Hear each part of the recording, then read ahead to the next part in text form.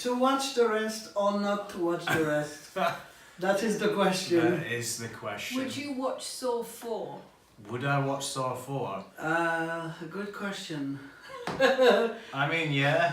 Although it's kind of like, this one, unlike Saw 2, kind of had more of an end.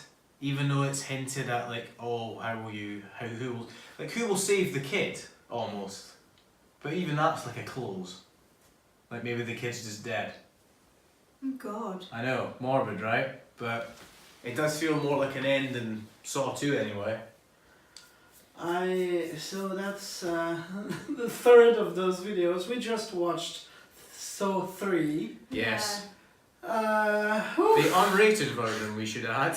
Yes. Literally We haven't shaking. mentioned previously in any episode of the podcast or this, maybe in episode 1 we did, but we're watching the unrated versions of these, and this is definitely an unrated version. Oh man. Some of the scenes, I literally had my fingers in my ears and my eyes closed and looking away, even with my eyes closed. That's how brutal it was. I'll probably share pictures. I filmed that moment, but for copyright purposes, I'll probably just share images. Oh God, it was some of it was so brutal. I did enjoy it though, actually. Yeah, it was a good film. I liked this one. I remember liking Saw 3 a lot earlier on, but I did enjoy it. They are getting worse, I would say. A wee bit. I think this one kind of is as high as the series is probably going to be. I think this is the peak. I think they're only going to start getting worse now. Yeah. From what I remember. Especially because everyone that we know, as you said earlier, that is dead. So at this point you're kind of like, oh, they have to bring in new characters. They have to, like, it's all going to be new. So I'm not sure if I would have, like, for example, if I was waiting for it to come out in cinema, I'm not sure if I'd go to cinema. We'll just wait for the DVD. Yeah, like I'm not sure if I'd like make a big deal out of going to see Saw 4, but I'd probably see it. I'll talk about this more in the actual episode, but I think this is the last one that you can maybe scrape by having seen none of the previous ones. You'd still be like, what is going on? But I think this one you could maybe get away with without seeing any of the previous films. I think after this point it's like you're either ride or die. Right. Which will leave me to ask new questions in the episodes. I guess the one person that comes back is I know that we're not talking about what we know in the next films, but... Well, this is fine. This is just our reactions, not the only one that comes back is the white guy in the SWAT team. No, the black guy. But there's also the white guy. Yeah, Costas Mandylor, the Detective Hoffman. Yeah. Oh, he comes a lot. Oh yeah, he does. Yeah. Really, really does come. So there was no A-B plot. There was no detective plot in this one, was there? No, not really. I mean, the A and the B plot in this one is kind of the test of Jeff, and the B plot is Jigsaw, Amanda, and Lynn. I guess is what you could scrape at. It's funny thinking about how many films have used that sly thing of like, we're gonna look at a woman with a man and we just think that that's like they're together. But actually it comes out that like that was actually the guy that she's sleeping with. I mean, when he says I want a divorce, he doesn't mean them, he means Lynn and Jeff. That's what he wants. He wants to be a divorce. He wants to be a real relationship. Yeah. And she's like, why do you want to change it? What do you want from me? That kind of thing. You mentioned, I can talk about this here because we're talking about correlations. I mean, these ones go public or are these for Patreon? They will go public probably in the YouTube video when the YouTube video is released. Alright, okay. Up for the episode.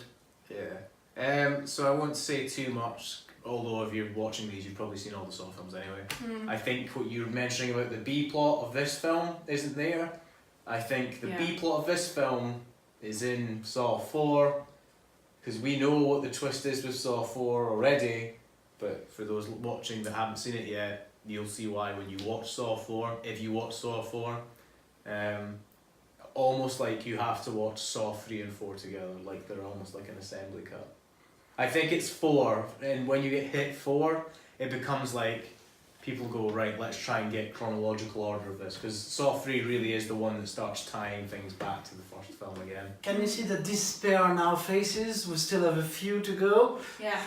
We are not halfway. We are just under halfway. Saw 4 is halfway because we're going to watch Jigsaw as well. So after 4 we have made it to the halfway mark. Yeah. We got some difficult days ahead of us with some of the ones coming up. We really do. Yeah. I think the only ray of light we have at the moment is the funniness that is Saw 6, really. I think the rest of them get a bit weaker. We never get as good as we're going to get at the moment, so you're going to see some real sad faces after at least Saw 5. I can't remember 4 if it's bad or not, but we'll see. We'll see very soon. It's interesting as well because I feel like I'm watching these for the first time because I actually don't remember. I don't remember watching this film. And I forgot so much of it because I was probably way too young to understand what the fuck was going on. Or because we're watching these as a podcast, we're looking for plot points and things that go back together and trying to create the big jigsaw piece that is the Saw franchise and the plot. Ah, I see what you did there. So I'd probably be watching the next few with like as objective as I can because I don't remember them. So, Sad emoji face from Yorick. Yay! No. So we're done for this one. We'll see you around and in the next of these little videos with Saw 4. Yes. Bye-bye. Bye now. Bye guys. Hello, everyone. Welcome Hey. back to Saw 3 in the 8-part Saw series we're doing this Halloween. Seeing as I wanted to talk about Saw last year and figured, well, now this year that we're a bit more adept in discussing films, let's have a challenge and task ourselves to watch an entire series, judging each movie as we go and not getting confused with the rest of the series. However, by Saw 3, where we are now, that's getting a little more challenging. Yeah, I'm starting to fuse the films together, but Yeah, they are beginning to weld into one giant mesh of a horror franchise, aren't they? beginning to though. Like I've actually enjoyed the first 3 films. Yeah, they've been very good so far. It's just the next 4 that I'm really worried about. That is true. Right. There is a rated, unrated thing here, right? This is true. Right. So, for clarity, so far we have been watching the unrated versions of these, so not the theatrical cut. This gets very present in this film, especially because the unrated version is 5 to 6 minutes longer than the theatrical cut, and the ending is different as well. Right. So, heads up with that. Anouk was right. There is a cameo. What was the cameo? Obby. It's Obi. Obi. Yeah. It's Obi. Obi. I knew it. I have a really good eye for these things, and Adam didn't. I didn't believe me. you. I didn't believe you. Thank you for the fandom wiki for Saw, which is a great source for helping me fact check and double check correlations between the films, and something that will now help us going forward as these films begin slowly to jump around in continuity and chronological order. The chronology of the Saw franchise begins to go up in flames in the next film, but it does start here as well. We get a lot of jumping around because this is the first film that introduces showing us what happened before in other movies. There's a lot of reviewing, I would say, of the Saw 1 for sure. There's a lot of stuff filled in, especially more than what Saw 2 did. And now with the facts knowing that Saw 2 was another script, that makes a lot more sense. Yeah, I mean, it goes back to Jigsaw, well, before John Kramer becomes Jigsaw. So he'll have like flashbacks on his wife, and that's where the Obi cameo comes in. Yeah.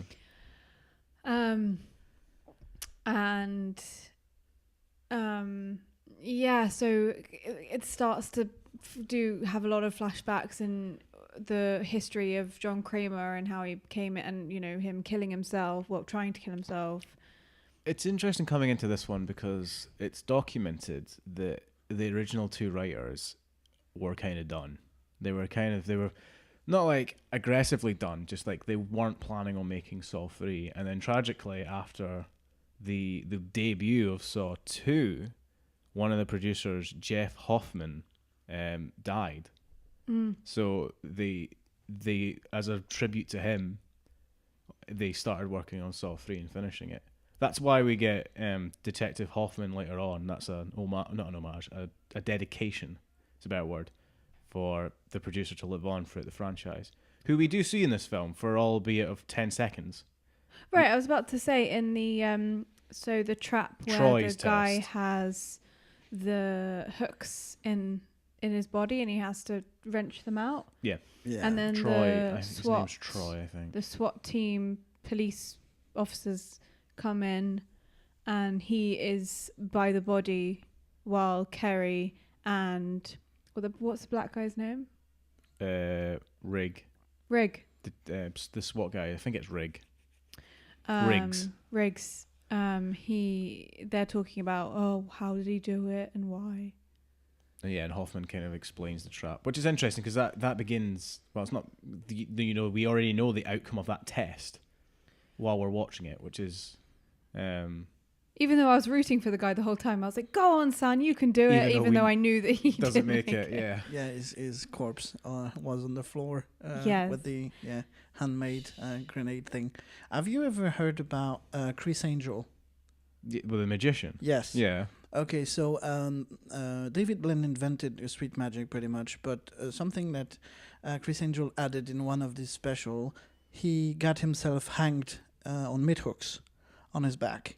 Oh God. Yeah. Yeah. And I think he was, or maybe it's me seeing things too big, he was suspended by an helicopter or something with meat hooks. Oh God. I was like, yeah, this reminded me of that. Like, why? We will return to this series at some point with a meat hooks test. Way later in the series. So Yann, you'll get another Chris Angel. Oh yes, you're right. Yeah, that comes back later on. Oh, but that's worse. Yeah, That's much worse. That's much worse.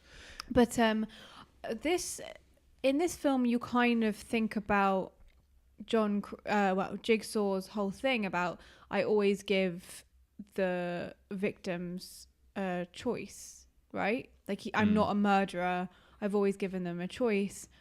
But in this one, Kerry, I'm gonna call her a detective.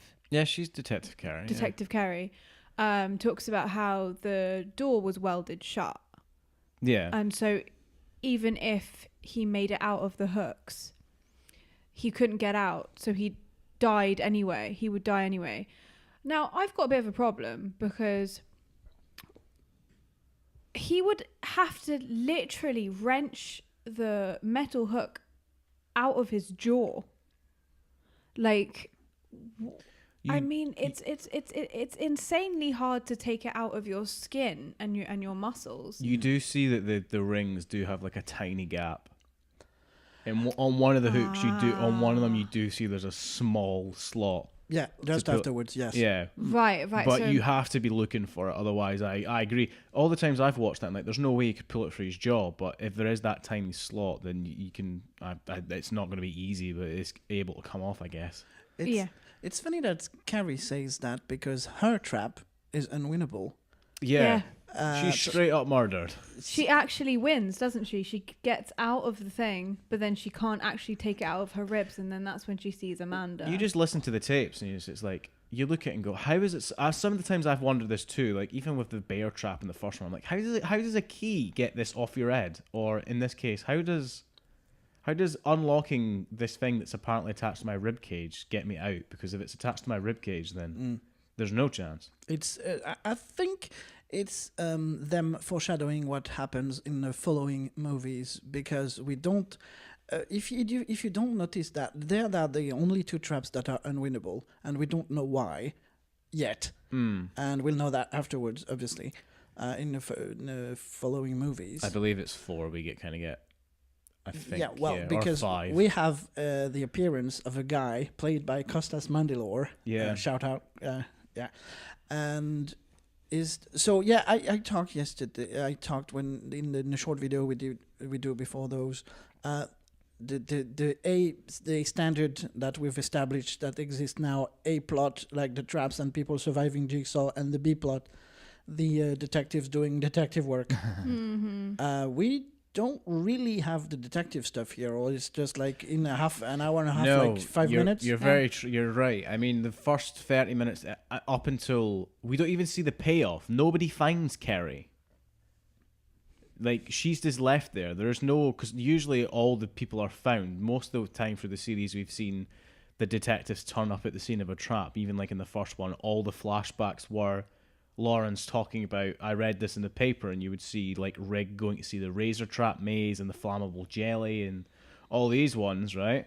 And even in 2, they find Michael's body at the start when he has to do the Venus flytrap, you know? I think it's called the Death Mask, actually, but I call it the Venus flytrap. But because that's what Jigsaw says, doesn't he? He says, think of it as like a Venus flytrap. Think of it, yeah. Because it does kind of remind me of the French classic, the Iron Maiden sort of trap. Do you know the French Iron Maiden? Well, it was because it was for a French king, wasn't it? Louis, one of the Louis. One of the Louis. No, what There was a guy who was exiled. there wasn't that the Man in the Iron Mask. Yes, The Man in the Iron Mask. That's the. What's the story of that? There's a guy. It was like somebody was exiled, wasn't it? Well, do you know the story, Yann? No, that's how they put that in the Leonardo DiCaprio movie, but I'm not sure how. I think it was in that movie there was a brother that was exiled, and they had, but just a mask without any, because the Iron Maiden is supposed to be like looking like a sarcophagus, and then you've got the spikes in Yeah, there. it's a torture thing. Yeah. Yeah. Medieval God. torture. Yeah. I have no idea if it. I'm not sure it was in those like Louis something. It just reminded me of the Man in the Iron Mask a bit, especially when it shuts and you're Yeah. like, it's just him with that on his face. I'm like, this does remind me a bit of the Man in the Iron Mask. Right. I mean, it's not torture because it's going to immediately kill him, but Oh, an Iron Maiden would have been like you. It was a casket, and then you would like put stuff into it, like it would push in. And that's a magician's box you're talking about. Oh wait, is that the other one? That's the magician's version No. of the torture thing. Yeah, no, I think the Iron Maiden is already, I'm not entirely sure. I haven't tried yet. Maybe one day, I don't know. Maybe I will look it up. yeah, but this is what I'm thinking. Oh, you've got your phone. I'll look up what an Iron Maiden was. Yeah, Carrie's trap. So in the unrated edition, you can see the internal organs and everything. It's quite disgusting there. Yes. Yes, it literally looks like an operation box. You can see all like the kidney and it's brutal. Yeah, I don't know what the makeup, how it was done, but it looked fantastically disgusting. Yeah, it was really well done. And I mean, even her burnt hand with the acid. Which I wondered if it would burn as fast. Yeah. Fun fact. It looked really good. Iron Maidens are apparently fictional. They're believed to be Germanic, but it's been very difficult to prove that they exist. The use of Iron Maiden is a myth from the 18th century that was heightened by the belief that people of the Middle Ages were uncivilized. Evidence of the popularity is difficult to prove. Thank you, Wikipedia. Oh, there you But go. it is exactly what I was thinking, like the sort of like, so Yann's right, like the sarcophagus sort of thing. Okay. We start by the detective that we missed from the second movie. We start with him. We start with Eric, and yeah. He smashes his. Oh God! When I asked if would you do a cut before and after, now he smashes his. Now you see, yeah, we were actually talking about would you rather saw your foot off or smash it off? I am of the mind saw it.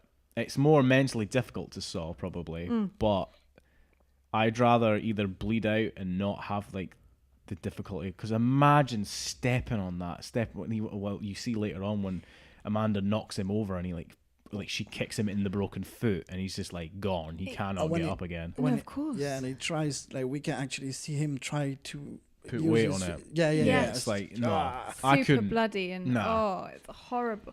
I think as well what I keep having flashbacks of is that he breaks his foot and then he has to put it through the ring. He doesn't just break it. He like smashes the bone and then like twists it so that he can slide it through the ring. Exactly. Yeah, it's absolutely barbaric. It's fucked, and the problem is, I mean, I don't know what it's like in the theatrical version. It's just I looked up because I used an article. I won't say the page because it's like a pretty like I think it's for like adult DVDs or whatever. But for some reason they have like they have like some. They have a whole list of like the comparisons and the Saw versions. You buying porn, Adam? I'm not buying pornography. No, no. Who buys pornography in this day and age? I know, it's true. It's true. Side note. Anyway, this website like comes through. For some of them, it does have like the differences in the cuts. So I looked into it.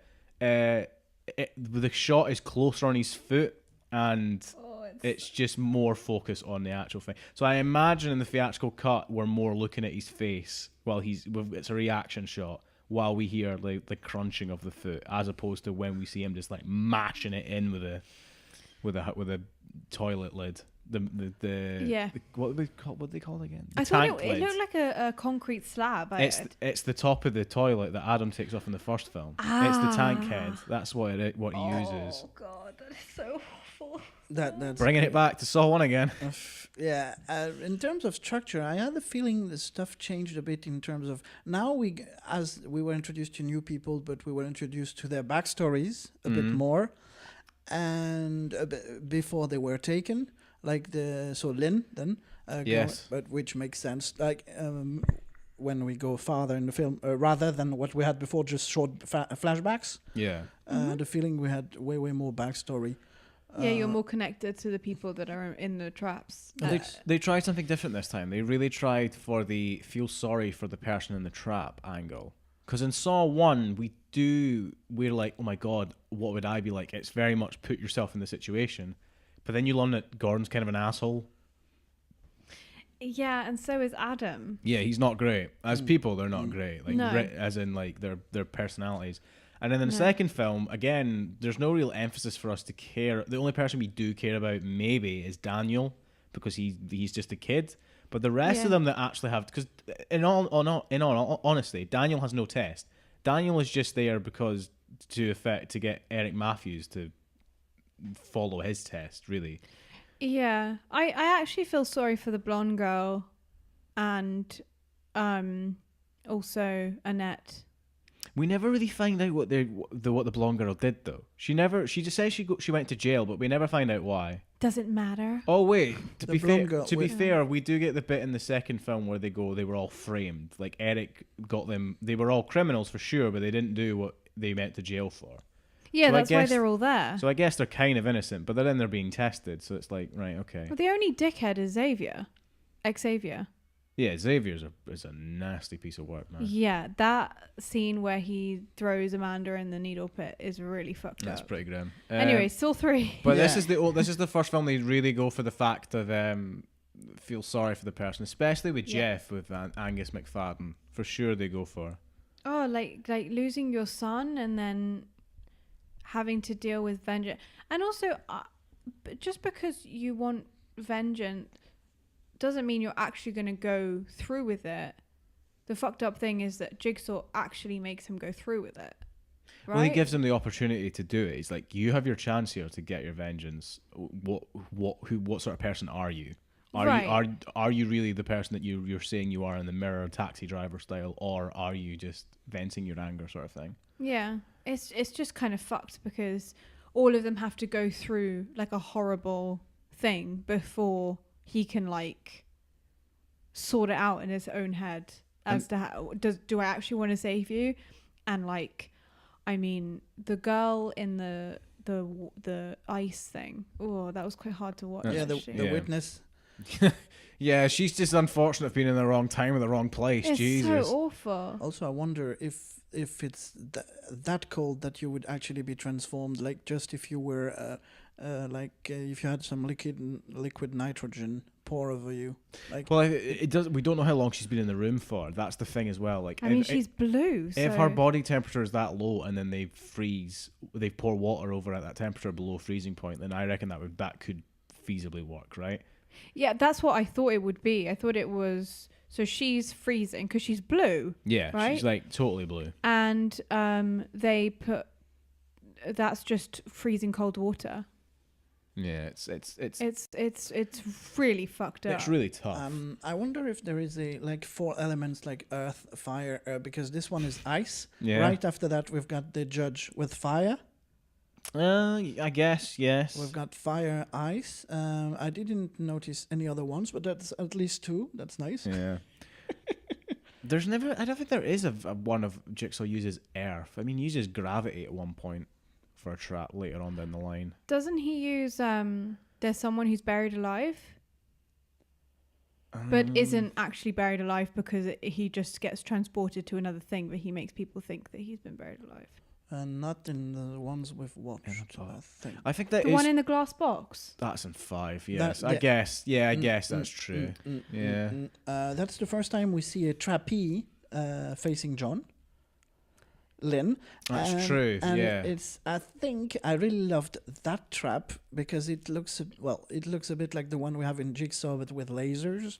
Mm-hmm. Oh, the shotgun collar. Yeah, Yes, that's very like the design is just nice. yeah. It was cool. I do feel sorry for Lynn because she doesn't really have a test. Her test is to be it's sent To try to save John. to or- try and save John, but even in that, it's like she's just an accessory for Amanda's test, She's cheating on her husband though, and her daughter is totally neglected. Oh, I guess that's true. He's trying to get her to care about people. Yeah. So that's quite interesting because I read on the fandom page that apparently, and this is really interesting going in to see how they got around this. Apparently, they wanted to do it with Jeff would be Kerry Elways. It would be Dr. Gordon trying to get his wife Alison and what was his no, and the daughter. What was the daughter's name again? Hallie. They were trying to get them, but obviously due to the lawsuit that we discussed in the last episode, it's unclear whether they never actually asked him or he declined. I'm guessing he declined because I think yeah. they would have tried as hard as possible to get him, because that's like a really nice like rounded way of ending the Saw franchise. 1, 2, and 3. Yeah, so they probably would have made Lynn's character Lawrence, Uh, but there would be more. I expect he would have to go through more tests. I imagine. Talking about the Frozen Queen again, she had a weird line. I'm human just like yourself. Mm-hmm. Which is a bit like the one that you loved when you watched the the honest trailer of Jurassic World. Because I 2. haven't seen Jurassic World: The Fallen Kingdom, and there's a line in that honest trailer at the very end. She's like, "I had to free them. They're human, like me." Like me. And even the guy is like, "What?" It's like, yeah, that's pretty good. That's such a terrible line. Terrible line. I know there are good ways of saying that. So. Like, I never thought I would live in a world where they make Jurassic Park 3 and Jurassic Park 2 not the worst movies. Mm-hmm. Like, Lost World is not great, but it's better than Jurassic Park 3. And then this movie came out, and I'm like, oh my god, Jurassic Park 3 is no longer the worst one. That's incredible. Oh dear. Jurassic Park 3 has a dramatic reveal, right, where they're like trying to get over an electric fence, like in the first film, and they're like, where's such and such? I thought he was with you. And then his phone rings, right, like the Nokia, like those sort of ringing on the Nokia phones, and you turn and the camera reveals a Spinosaurus, and the ringtone is obviously coming from the stomach because the man has been eaten by the dinosaur. I think that's been used before, right? Like that whole idea of, where's that guy? And then they ring the phone, and it's like in a place where he definitely isn't, and it's like, oh, that's how we show that the person's dead. Yeah. There's something I'm not sure I entirely understood because so the idea is to have the puppet is Billy, is that the name, right? Billy the puppet. Yeah. Okay. Well, that's the person that through Jigsaw that delivers to every victim, explain what their test is and how they have the chance and everything. But the whole Jeff thing, the people that he's having to save or not, they don't have any tests. They're just either being killed by this guy or not. So I want. That's the one thing that is interesting. It's like, are they Jeff's test or are they the person's test? But they're clearly not the person's test because they can't free themselves. They can only be freed by Jeff. Yeah, but I think that's why Kramer's a bit of a controversial figure, because I guess he kind of starts off as someone who, like, if you follow the rules and you make your choice and you want to live, like, your survival instinct is much higher than, the desire not to bleed and feel pain, then you'll survive. But then it kind of gets a bit distorted because, I mean, for film's sake, like, it's more fun, but also, like, so his whole identity kind of gets a bit more screwed, which is the one thing that I find a bit tough about the Saw franchise, that his whole thing isn't really followed throughout the franchise. Well, they do play with that because obviously he dies. He dies in this film. Obviously, spoiler alert, but John's dead. This whole film kind of throws in the question of, like, is it possible for the purity of what John wants to actually continue? Because obviously he's the only one with his own mindset. Like, Amanda is not capable of being John, and she's too emotional. So it's the question in your mind is that it because this is the weird thing, because we're watching them as a series. It's like, as watching them, I'm like, is that going to be explained later on? Is it going to be revealed that actually Jeff's test was set up by somebody else? You know? But that can't justify this film because we don't know that knowledge yet. So you're right. You're like, it doesn't make sense, but it might be explained later on. So retroactively, we might be like, that's okay. But at the moment, we're like, nah, that doesn't fit in line. I don't remember what happens afterwards, but they probably do, because the traps that are unwinnable earlier, they have to talk about that at some point afterwards. Yeah. Because if you watch that movie analytically, you know that the guy Jigsaw is all about, because of this cancer, try to give a chance at least to people to redeem themselves and stuff. Yeah. Which doesn't happen there. We get acquainted with some traps on mannequins, which got me interested to think about who is actually designing and making those props. The set team, yeah. Yeah, I don't know who this is, but well done. On all the DVDs of the Saw franchise, the behind-the-scenes stuff is always quite interesting. A lot of it can be found on YouTube now, but if you do own the DVDs, I'd recommend going and have a look at the special features, because they talk a lot about... Most of the stuff is about the design of the props, because they are so intricate, because most of them are actually designed. I think they talk in, like, Saw 4 that Tobin Bell actually fixed one of them.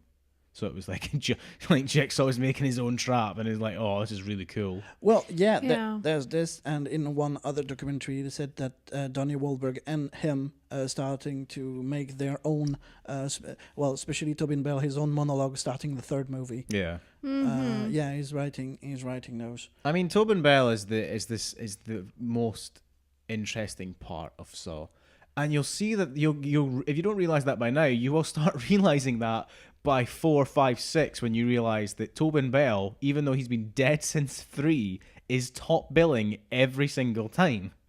No matter what. Tobin Bell. Boom. Because he knows his character so well, and also because it started with Jigsaw and his whole, like, philosophy, then, you know, he's probably a really good person to go back to. Like, Tobin Bell, what do you think Jigsaw would do, type thing? It's reminds me of that story I told a while ago about this. When I my first acting workshop, the coach was talking this story about a guy who read the script, and his name he died early on, so he stopped and didn't get the thing. But if he had read a bit further, he came back as a ghost. So I remember you telling this. That whole and I read the first page and the last page, and if my name is in or something like that. That's the Michael Caine one. He goes. Yes. Michael Caine goes. How he was asked at one point in his career, how do you decide what projects he goes? He goes, I read the first page, and I read the last page, and if my name's on both pages, I do the fucking picture. Yeah. I think it's a really, really, really obnoxious way to act. Like, you can be the most memorable. Actually, I watched a really, really bad. I think Adam was with me. A really bad Macbeth at the Globe. Oh my! The only person that I remember is the servant girl, because she was the best thing in it. The gatekeeper, who has that one-off monologue after one of the big scenes. She comes out of the floor. Sorry, I'm talking about another play then. I saw a really bad play, and the only thing that I remember was one of the servant girls, because she was the best thing in it. And I'm kind of like, like that's the kind of actor I want to be. Like, it doesn't matter how big your part is, and even if you don't have any lines, you could be the most memorable thing in it, because if it's shit, you're the only thing that's like shining. So was it The Crucible? Oh yeah, no, it wasn't in there's Glasgow. nothing This good was about this that was at the Globe like years ago. Anyway, we start. Jigsaw used to give info mostly via little tapes, right? Yeah. And we get little messages with hints now on paper and envelopes. We don't get that many envelopes yet, but in the next movies. Oh my god, yeah. yes. I said to Yann and Anouk when we saw some of this, I'm like, remember that, because they won't pay that off until like 6 or 7 probably. For a film that is meant to be the end of the original writer's involvement, there is a lot of stuff that they use later on from other films. Like these, obviously in this film it works because you just assume that it's John saying like, I know that you're up to stuff, like I know you self-harm or whatever. Like it's kind of like revealing that John knows more than he's letting on about Amanda, right? But that makes sense for this film. But then to retroactively change that when they go further on, it's going to be even more weird. Well, it's like, so Lynn obviously lost a child. Yes. And that's, the breakdown of their marriage. But later on, John Kramer loses a child, no? Yes, that's in 4. So when he, I know that we said that we wouldn't talk about future films. I'm just saying that, like, it's obvious that they write scripts as they go along. Like, the whole storyline isn't done, and they keep adding things on to like keep you connected to the films. Yeah, because otherwise he probably would have brought that up. That like, when she's like, "I've suffered more than you'll ever know." That's kind of a good point for Kramer to be like, I mean, I've lost a son too. We'll so talk about it in 4, because 4, the scripts for 3 and 4 have to have been written at the same time. They have to be. I guess so. Yes. Yeah. It's almost like they wrote the whole of 3 and went, "There's 2 films in this," Yeah. and then it kind of became that. But I don't know that for a fact because I haven't looked at research. As we've stated in the first episode, we only do research for the episode, like information that we could access of that time. So the wiki is great, but I won't look at stuff that talks about aspects later on, so I'm only looking at 3. Yeah. So when I look at the production of 4, it might say that 4 was written at the same time as 3, and then we can talk about that. Yeah. We get a few insight into how Jigsaw has accomplices, and mostly Amanda. We see how he set his trap up, and then we see him and her setting the trap of the first movie in the bathroom. Yeah. Shout out to Scary Movie 4. Okay.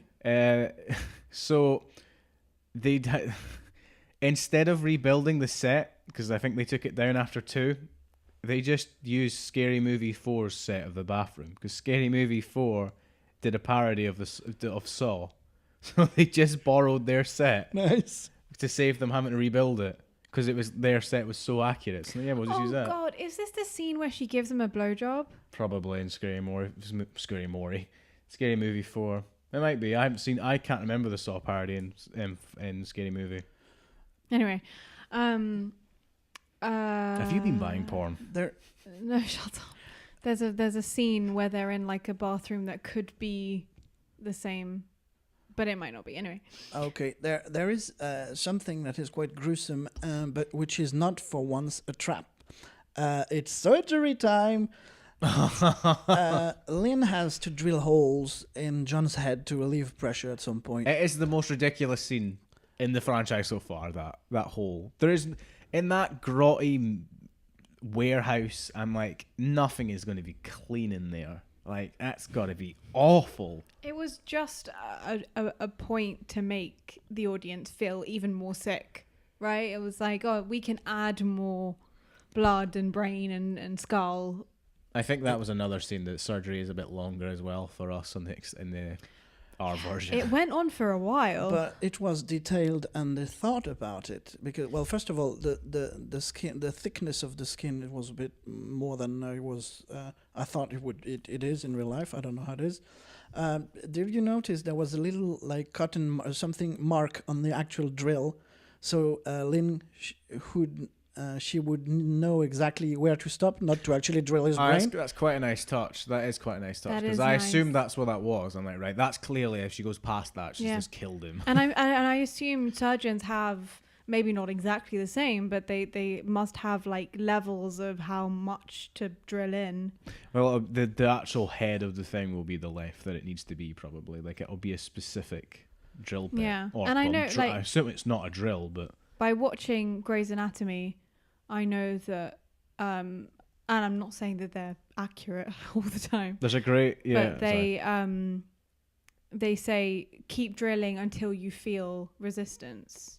So maybe it's not actually that they have like something wrapped around the drill. It's that they're actually trained to know when to stop. Yeah, Well, I mean- obviously, hopefully. If you ever drilled in a wall, every time you're like, oh, You know fuck. when to stop. Yeah, yeah, I know. I Every did. time, you go way farther, and then you, oops. Yeah, right. Immediately. And you need to be very like gentle, like, because you don't want to go further. Yeah. I just had a sudden vision of like Yann drilling a hole when he was in the Navy, like in the boat, and then like he leaves, and somebody's like, "Hey, why is there water coming in this hole?" And Yann's like, "I don't know." This specific surgery scene reminded me of something quite interesting that I learned many years ago.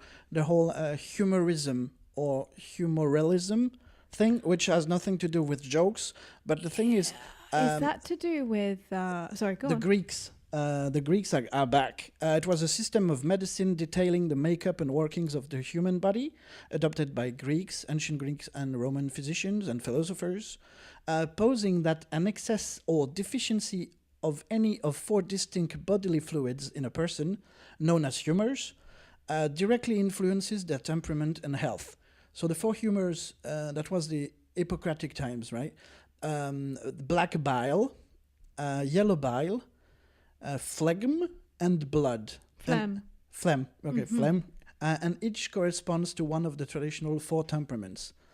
So basically, when there was a unbalance, the first that they actually humor they had access to was blood. So that's why they had bloodletting. So that's where it starts.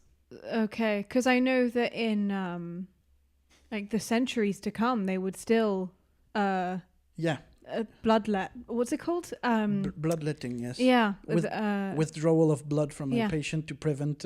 we need to bleed her type thing. Yes, Yeah. yes. It was believed that the 4 humours were to be in balanced proportions with regard to amount and strength of each humour for a body to be healthy. They That was talk the- about So dangerous. they talk about this in Shakespeare as well. The 4 humours as well. It's used for performance. I remember doing a workshop with the Royal Conservatoire of Scotland, Nice. and they talked about the 4 humours being used. But they might be talking about from ancient Greek, but you can apply it to your performance. You Right, know, like well, it wouldn't be about like bile. It would be about anger or lust or yes, greed, that's that right. kind of thing. Yeah, right. So while Yann was reading that, I quickly did a look up of the parody and saw from a Scary Movie, which I thought is absolutely ridiculous. So that it starts off the plot it goes, Shaquille O'Neal and Dr. Phil are basically in the trap from Saw 1, and the puppet reveals that there's a nerve agent going in. The only way to make it out of the room is to score a basketball, and get the saws, which to be used on their feet. But unfortunately, Dr. Phil saws off his wrong foot and faints, leaving the 2 to die. So just that was the reference in Scary Movie 4. I don't think it's the blowjob scene that you were thinking of. Shaquille O'Neal has to score a basketball, and Dr. Phil has to saw their feet off, it seems. Oh, okay. God. I know. We have the answer to something I was wondering about in the first episode. Actually, John injects himself with something to relax his muscles, so he can stay there for 6 hours without twitching. Yeah. Yeah, I mean that was a nice touch. There's a question I want to ask you guys. The key that Adam accidentally flushes down the drain, right? Is that Amanda's idea to give the key? Do you think, because of the whole at that point we're kind of identifying that Amanda has mercy almost, or that she breaks, like she likes to break the rules, like we've seen her already. At that point, I think it's revealed that she's killed Kerry. I don't know if it is, but it talks about her No, it is about. It's not revealed No. that she's killed Carrie at that point. Well, I mean, it's in that montage sequence, isn't it? Yeah, it's at That, the like, end. Yeah. Because all you see when Carrie is just about to die in the angel trap, she says, "It's you." But we never actually see who she's talking to until the montage sequence when Kramer is like, "This was your trap," and then it goes through the whole thing. So I don't know. So through that montage, you see Amanda give the key to Adam. But the thing is, in the first film, that Jigsaw does mention the key. He's like, the key to your chain is in the bathtub. So yeah, I'm wondering if it was Amanda's idea to give Adam the key, or was that always planned? Retroactively, they kind of changed that. It's the first thing he says, isn't it? He wakes up and he just like very dismissively points to the bathtub. It's like the key to your chains were in that bathtub. That's the first thing he says when he wakes up. Yeah, I could have put that, I don't know, in his pocket or something to make sure. Like instead of just in the bathtub with a chance that what happened, that the key goes through the drain. Yeah, because that very much seems like an unfair Jigsaw thing. Because play by the rules, you'll get out, like the key.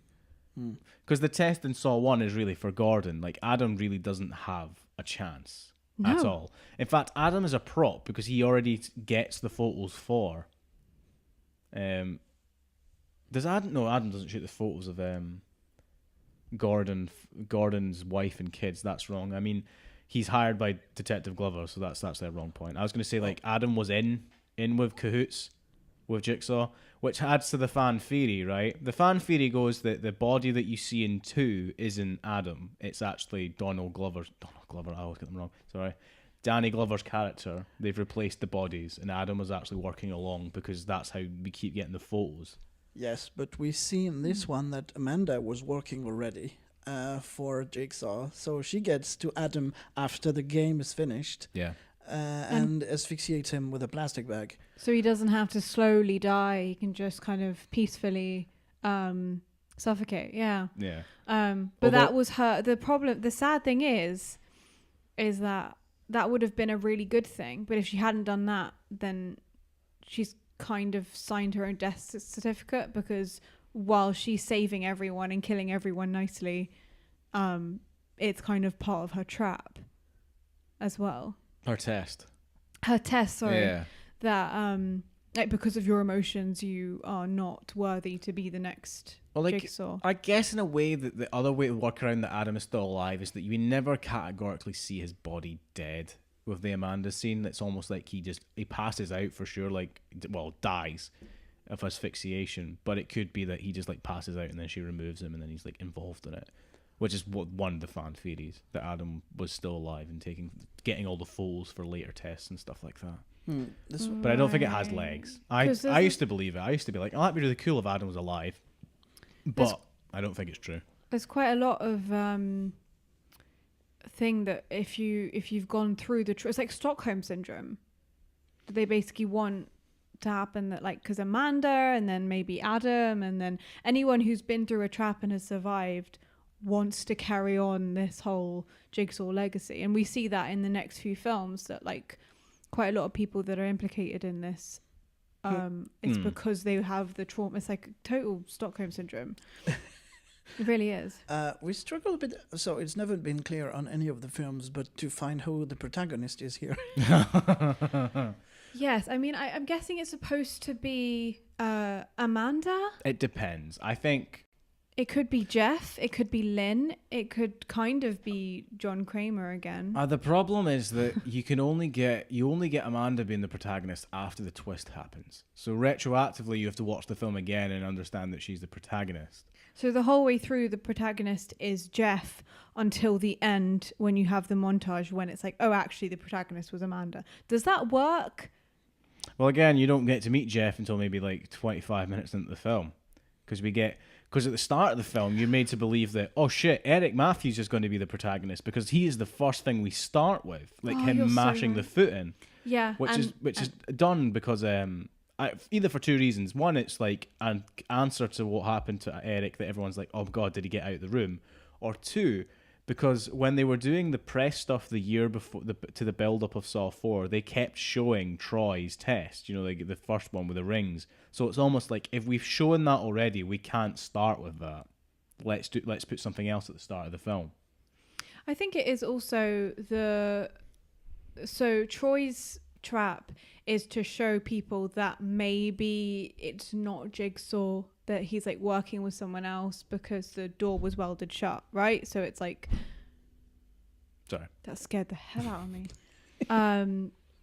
Right, so it's like Jigsaw always gives his victims a choice, and so in the beginning you're thinking, oh, maybe Kramer is working with someone else, he has an assistant, or that he's getting more violent as he gets closer to death, almost, sort of thing. True. And then it moves on to Eric Matthews, where he gets out, but then you see Amanda killing him, pretty much.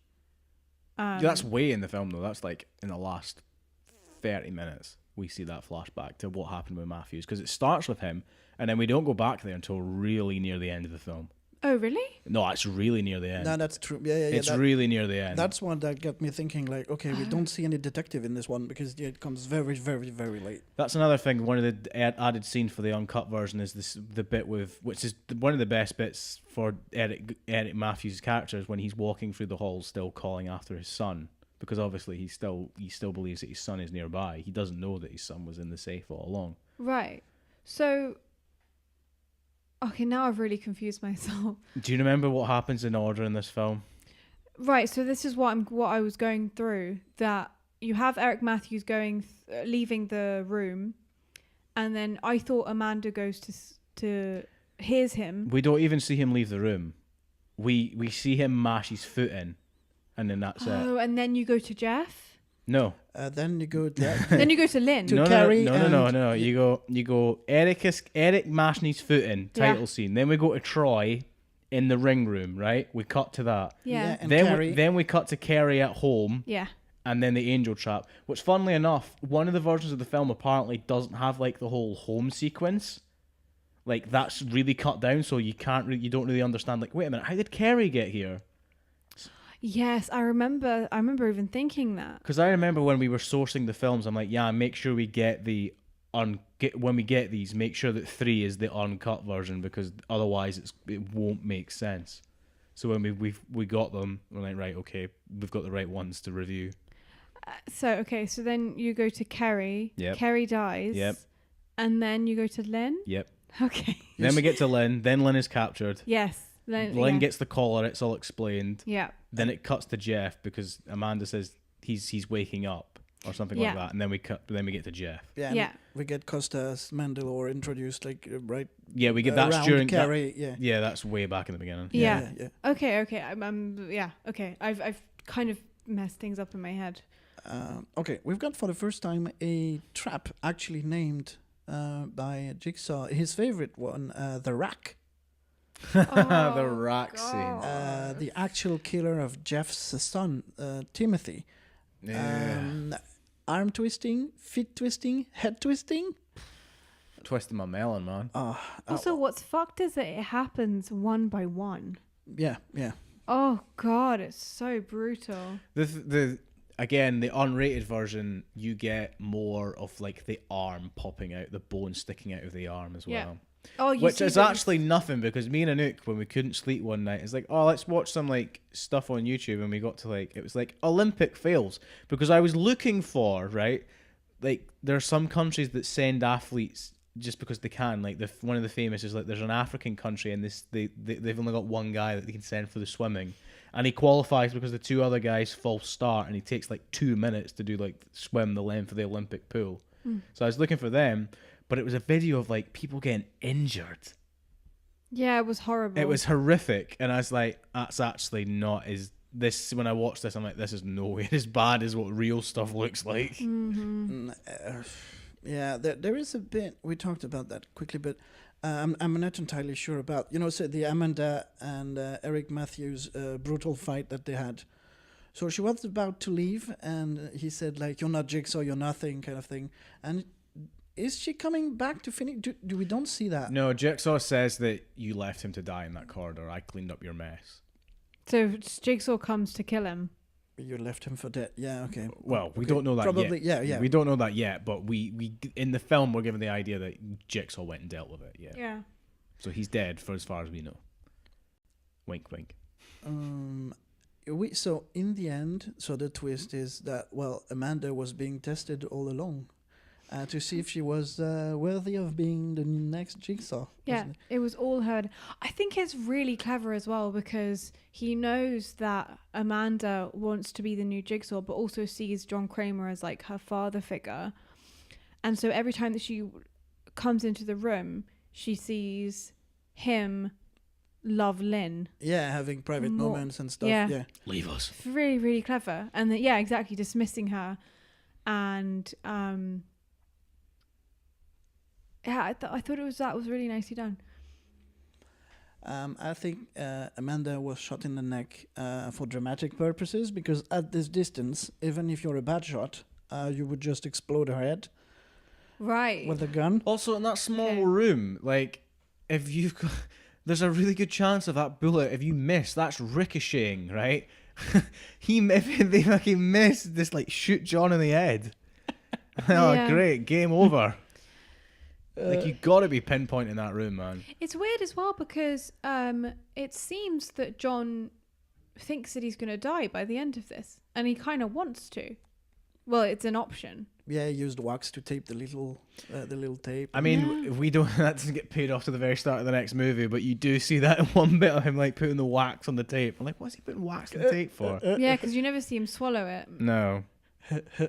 I don't know if it's because they had Angus MacFadyen in there that they kills Jigsaw with his throat, just like Murren was in Braveheart.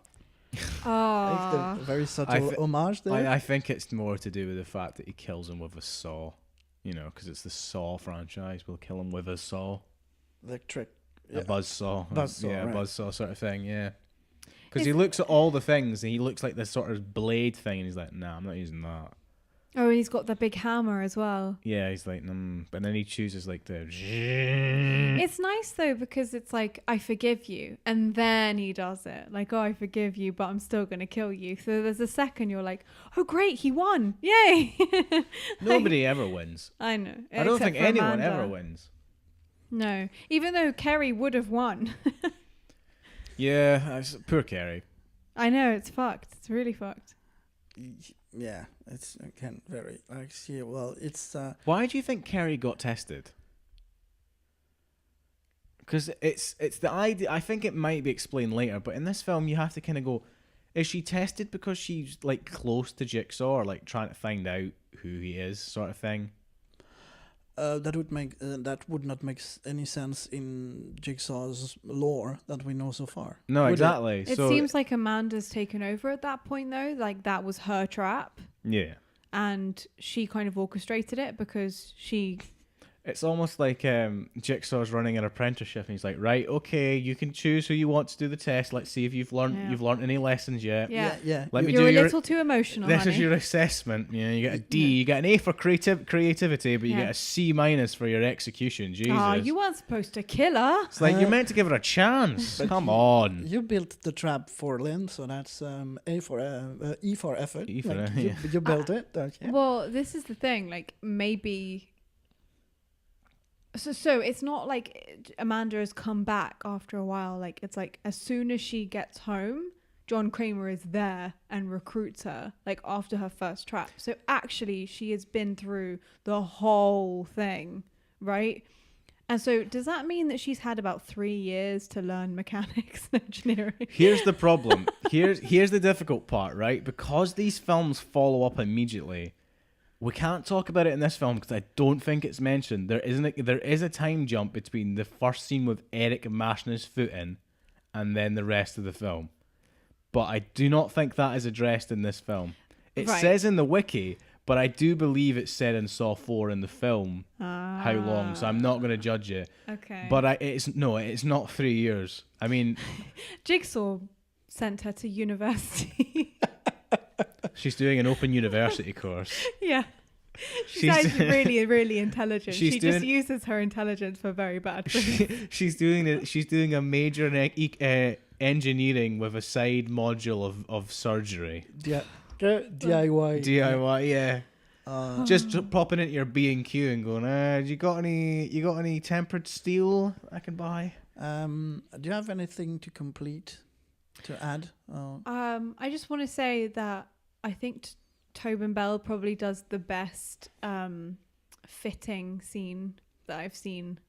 Oh yeah, God, it's really hard to do, and I don't know how many cameras were on them, but it's like super weird to act in front of a camera for me anyway. Like, I find it really difficult, and then to like just totally fit, like, yeah, it was really well done. Yeah, he's actually just like a really good actor.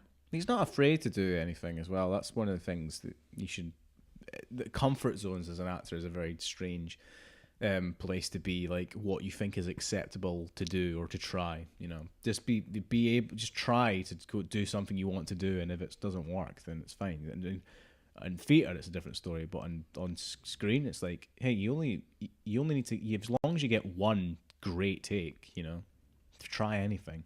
Well, in theatre, you're usually given like a lot longer, so you have more time in rehearsal. Depends what you're rehearsing, though. I mean, I just did I did a graduate class last night, so this is fresh in my head. Like, what do you actually rehearse? What should you rehearse, sort of thing? Yeah, I mean, like, of course, it depends on how long you've got. Because if you have a self-tape in an hour, you're not going to do like a full rehearsal if you have like 8 months, right? No. Well, the thing is that you always tend to want to rehearse or do stuff that you know already, like escaping from the hard stuff. Yeah. Yeah, exactly. You always do blocking rather than like intention or reacting off the other actor. Yeah. Which of course is the stuff that makes you a good actor. The stuff that actually sometimes you don't want to do. Like, for example, talking to yourself in the mirror or like at a blank wall just so that you can react off something. Or like even learning lines. Like, I fucking hate learning lines, but of course you have to do it. That's just that Tobin Bell knows everything so well already about. He's done all the prep, so he's able to just turn up and do what he needs to do. You know. Except if you do telenovelas, apparently they have earpieces for the lines. Or if you're I'm not a fan of that. Or if you were. Marlon Brando in The Island of Dr. Parnassus. Oh, they had for The Godfather, was it? Yeah, they had like huge panels on the back of actors with the lines. Yeah, I don't know if that's Godfather, but definitely for Island of Dr. Parnassus, he just didn't learn his lines, so he had an earpiece, right? So they're doing this scene at a table, right? And somehow it was on the wrong channel, because it was meant to be a guy just like reading the lines and then Marlon would say them, but it went to the wrong channel, and it was like a local police broadcast channel. So it's just Marlon Brando saying APB on a 9112 at a local barbecue store. Wasn't it like Isle of Dr. Moreau? It might be. I always think it's Parnassus, but it might. Oh no, you're right. It's Moreau. You're right. I'm thinking of the Joker. The Terry Gilliam movie. With the Joker who was dead. Heath Ledger. Yeah. No, you're right. Dr. Moreau. That's you're right, Yann. Thank you. Can you imagine that thing? Michael, come here. You have a right to remain silent. No, but That would be great. no, what was funny I'll is make him an offer he can't refuse at B&Q for $9.99. Come on down to Alfie's Barbecue. Marlon. Cut. For Francis Ford Coppola, just go out, what? Mario Puzo just at the side of the set going, I didn't write this. It's like, did you even read the book I wrote? No, what is funny is you've actually got pictures with Robert Duvall and other actors with the panels on their back. Oh my god, that's really? great. Or on the front, if it's like, well, depending on the shot, obviously. Sure. But That's ridiculous. It's kind of, I think I heard a story, and I don't know if it's true, like, you never know, but it was because Marlon Brando found acting really easy, so he tried to like add new things to make it more exciting. Like, oh, I'm not going to learn the lines, I'm not going to... What he's doing is this whole idea of like, I'm not going to think about my lines, I'm just going to act.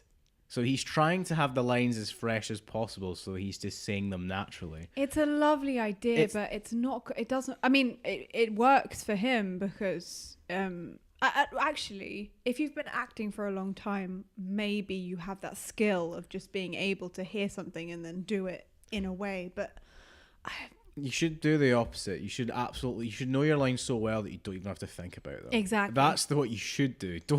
Don't not know them and get them on cards so you can be natural like they're saying them for the first time. Like, Right. Don't do that. Do the opposite. Right. Know them so well that you can just retrieve them and you don't have to think about it. Yeah. There is also, I think, I don't remember who it is, but a theater actor who actually makes sure to not read at all because the other people's lines.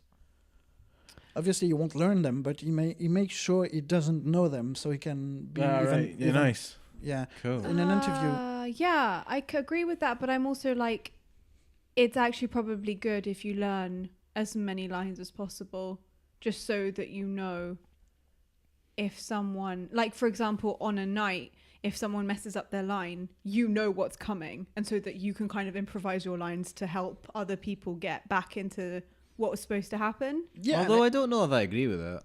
Yeah, You know, I agree with helping an actor out, obviously, but the whole idea of like knowing what comes next, doesn't that kind of kill a live performance? well, maybe not what comes next, essentially the whole thing, but like the pickups, like when the Anarchist, right? The 3 weeks before that performance, I was performing alone in my living room. Well, PJ was not around the whole play, but I was just doing my lines. And obviously, when you go to the rehearsal room, then you know what to place when. But I never learned the picks. It is just when it happened. It took some time, obviously, because well, you have the pickups, obviously. Yeah, though that's important. And it was supposed to be quite fast, and there were like 3 or 4 people at some time. So, Pickups is a good idea to learn, but maybe through blocking you learn it better. For sure, yeah. But I also think that it's not about learning the other people's lines, but it's about knowing how to be so loose and free in a scene with people watching or in front of a camera that you can improvise just in case something bad happens. Yeah. Be comfortable and confident. That happened to me once during Troika. I lost a line, I think I remember, with Caroline. And what you are often told in class, like, don't hesitate to say, I don't know what to say. Like, we always got a safety line of like, if you forget, say this, and the other actor will know. Like, okay, I'll help you out. Oh, they've lost their line. I think I did that once with me and Adam's scene. I remember that. And also, like, you know, with when PJ kept on forgetting that I had a line, like, don't be afraid to go, fuck off, I have a line. Like, I want to say this fucking line out. Like, you know. Any stuff to add about Saw 25? 3? Saw 3. 25. Do you think this film would have worked better with Lawrence Gordon, or do you like what we got? I quite like the fact that it was like a new story, because it felt like you were watching a completely different film. And I think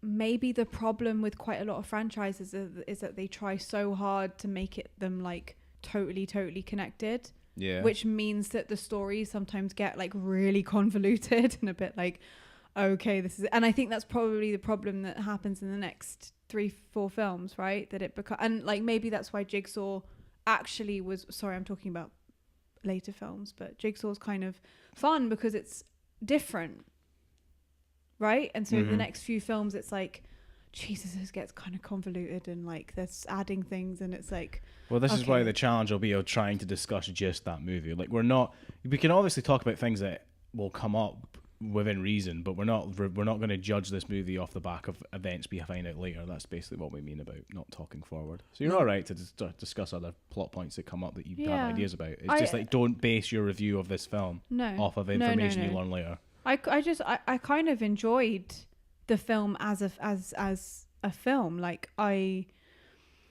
mean, we'll just see what the next film is like and see if maybe, because maybe I'll eat my words and be like, actually it would have been quite interesting to see Lawrence Gordon come back. Here's my second question that now comes up, because I know what my answer will be when we get to 4. I'm like, could you recommend this film as a film, i.e. you haven't seen 1 or 2?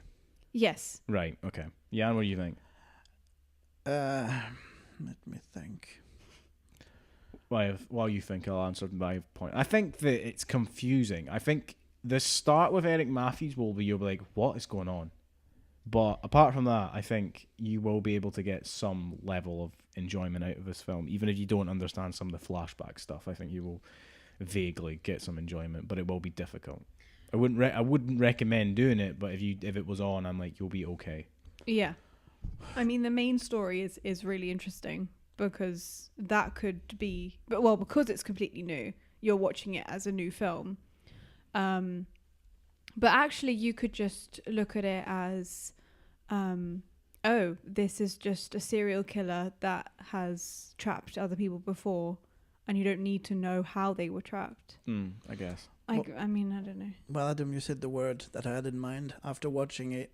Confusing. I was confused as hell. I was like, okay, are they starting to lose me there on the third film? Yeah. Maybe. Oh, interesting. Yeah. And without even basic, because, okay, so I was looking at stuff differently, obviously, because I've watched everything last year preparing for Jigsaw. But even without that, well, if you don't look for specifics, I guess it works, because the traps that were failed but were unwinnable, you won't notice that if you have no idea of what came before or That's after. true. Sorry, I yawned. So would I recommend it? Yeah, because you see John Kramer. Well, that's the end of the. Well, technically, that's the end of John Kramer's story, because he dies at the end. Yeah.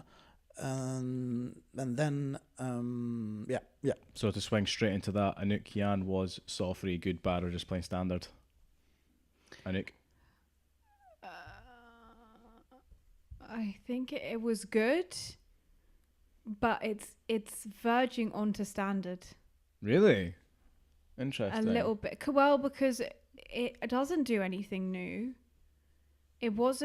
It's not like it was good in the sense of like inspirational or changed my life or changed something. It was a little bit like, okay, I'm talking about this as the third in a franchise, right? Right. So if I'm looking at it like that, it doesn't really do anything new, and it's I'm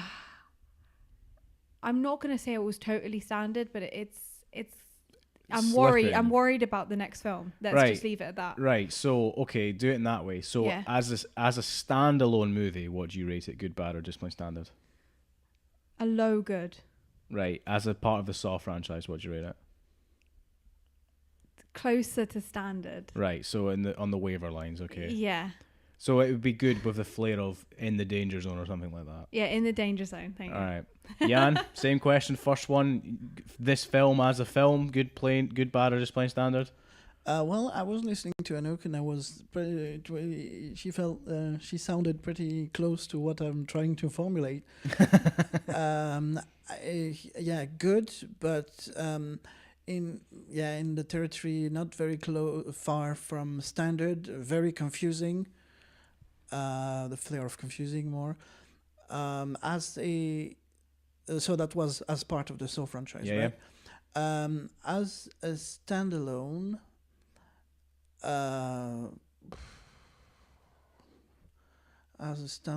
well, maybe same. I don't know. Well, even more confusing then. Yeah. Right. Yeah, a bit less good, and it's like the good is getting a bit lower, and the confusing is getting a bit higher. Mm-hmm. For me, in terms of the Saw franchise, I think this is my second favorite of the entire series. I didn't like 2 a long time ago, but watching it now, I'm like, yeah, 2's a bit better, but I still think, to me, 3 is pretty decent. Especially because it does pay off some of the stuff in the first film, which is my overall favorite, and it was in my vault. So I do like the little aspects of seeing the bathroom again and seeing Adam getting paid off and all these sort of little things. So for me, as a part of the Saw franchise, yes, this is good. I agree with you that it is, but I would put the flair conclusive. I.e., you could walk away from 3 and you don't have to see any of the other ones. This, if you're like, I'm done with these, this is the where to get off the bus. This is the final warning of like, if this isn't your thing or you're kind of done with the story, leave here. This is where it is. If you watch 1, 2, and 3, that's a satisfying conclusion, I guess. Yeah. We get closure. We get some form of closure. Be aware. I don't think you get any more closure in the series until maybe like 7. And that's 7 is a whole new film. Yeah. As a standalone movie, I think this is the last one you can watch on its own. I think any of the other ones you can't, because it's just way too confusing. So as a standalone movie, I agree with Anouk. I agree it's a low good. And to throw a phrase back that we just put in the vault a couple of not in the vault, we decided to bin because of our new rating. I would say this is lower than John Wick good. I would agree. If John Wick good used to be our category for like a film that wasn't that great, this is much lower. John Wick is a much better movie than this is a standalone, for sure. So it's that low. It's in the really dangerous category. Yeah. As a standalone movie. As a soft installment, for me it's still quite high. And then finally, with the last question that we keep messing up and asking on the other episode, would you watch the next one? Maybe I should ask, are you excited for the next one? No. Maybe that's a better question, because would you watch the next one? Implies that... And maybe I should ask that on an episode that you don't like the movie, like, would you give it another chance, sort of thing. But so for now, are you excited to watch Saw 4? Not really, no. Not really. Yann? Well, the thing is that if you just watch the third, you have no idea what could go afterwards. That's very true. But if you've seen everything and so analyzed the whole, like, oh, that was unwinnable, how? But still, or the tape, like the waxed tape. So it leaves you with a bit like, oh, I'd like to know about that. I'd like to know. Yeah, I'm not entirely like crazily excited about watching it, but I'll watch it because we're talking about it. That's one reason there. Yeah, I'm the kind of the same as Yann in this one. Just like I am excited to keep watching them. I like this series, but I do know now that we are now edging to the precipice of going downwards. Right. This is near the end. Like my excitement from Saw 2 to, after Saw 2 watching Saw 3, I've gone down from that. So I'm not the same level as excited. All right then. That was Saw 3. Yes, it was. Yeah, it was. Do we have anything else to add? No, not this time. We're an hour and 10 minutes. That's nice. Nice. So we will see you very soon for Saw 4 and our very confusing what's happened to time sort of question. That will be our main point in the next one. Yeah, they messed up with the unity of action here. Prepare for your poetics, Yann, to be blown into thousands of tiny Greek pieces. Yeah. Aristotle would not be happy. All right. Yeah. So Thank you very much for listening. We had the first time 100 listens on SoundCloud. yeah, we had the first 100 listens in one day. Thank you to all SoundCloud people that listened. 50 to a year in interviews. I think it's called. What's it called? Questionnaire. A year of questionnaires. Of questionnaire. Which is our big long compilation of all the interviews we've done, the questionnaires we've asked. Basically with all our guests except maybe Alistair, I think.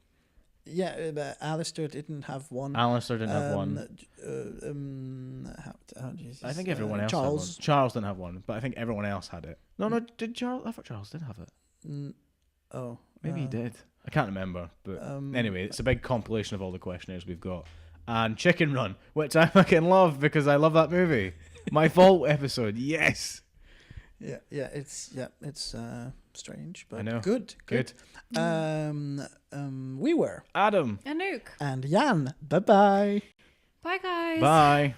Thank you for listening to another episode of the Good, the Bad, and the Just Plain Standard podcast. If you like what you heard, you can leave us a review via iTunes. If you want to keep up to date with what we're doing, you can check us out on Facebook and Instagram at Good, Bad, Standard Podcast on both platforms. If you fancy seeing the live streams that we talk about on the podcast, they can be found on youtube.com. You search for Milk in a Wineglass. There are other bits and bobs on there too, just to see what Yann's up to during the week. And if you really like us, like really, really like us, why don't you head on over to patreon.com/goodbadstandardpodcast and have a look if you want to support us. Any small donation is appreciated.